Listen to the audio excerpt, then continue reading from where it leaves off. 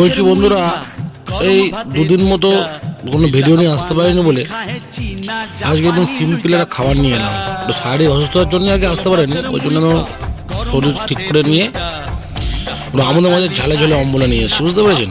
তো প্রথমে আমাদের মাছগুলোকে নুন লঙ্কা দিয়ে হলুদ দিয়ে ভালো করে মেখে রেখেছিলাম। এই মোটামুটি কড়া করে এপিট ওপর ভেজে নিতে হবে।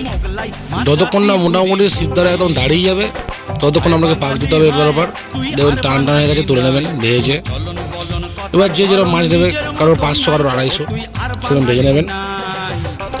একদম কড়া তেলে ছাঁকাভাবে একদম ভেজে নেবেন।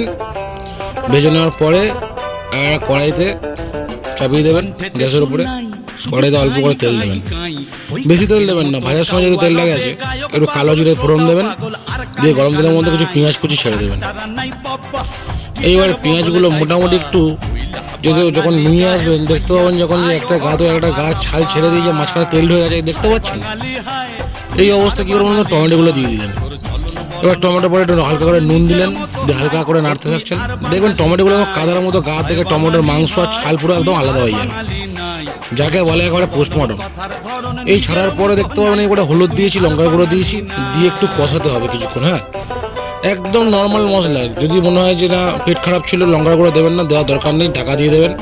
যদি কষে এসছে মশলাটা হালকা করে নাড়িয়ে নিয়ে একদম যেরকম ঝোল খাবেন না ঝাল খাবেন সেরকম জল দিয়ে দেবেন। এই আমি অল্প করে সামান্য জল দিচ্ছি, বেশি ঝোল খাবো না বলে। এবারে জল দিয়েছি, দিয়ে মোটামুটি ফোটার মতো হবে। দেখবেন এখনো জলের ফুট নেই, সাইড থেকে চাপা দিয়ে দিয়েছি। এই চাপা দিয়ে মোটামুটি দেখছি যে ফুটটা উঠেছে, দেখবেন একদম মশলার গায়ে জল নেমে এসছে। তখনই দেখবেন একদম সিদ্ধারা সোজা করে শুয়ে থাকা মাছগুলোকে, যেগুলো থালায় ছিল সেগুলোকে দেবেন ফেলে ঝোলের মধ্যে। দেখবেন ওরাও যাতে ডুবে যায়, সাঁতার কাটতে পারে। উঠে থাকলে কিন্তু ওর ভেতরে ঝোল ঝাল কিছুই ঢুকবে না, গলায় কাঁটা কাঁটা লাগবে। ঠিক আছে, এইবারে মোটামুটি একটু ফুটিয়ে নেবেন মাছগুলো। নেওয়ার পরে ওপর থেকে খাওয়ার আগে ধনেপাতা দিয়ে দেবেন। ধনেপাতার গন্ধটা আমাদের সবারই ভালো লাগে। শীতকালে ওরা আরও বেশি একটা ফ্লেভার ছাড়ে, কিন্তু এখনও মোটামুটি দিতে পারেন, সমস্যা কিছু নেই। এই হয়ে গেছে আমাদের ঝোলে ঝোলে অম্বলে রেডি আমাদের মাছ। এবার সার্ভ করার জন্য একদম পাতে যাবে, গরম ভাতে একদম রেডি।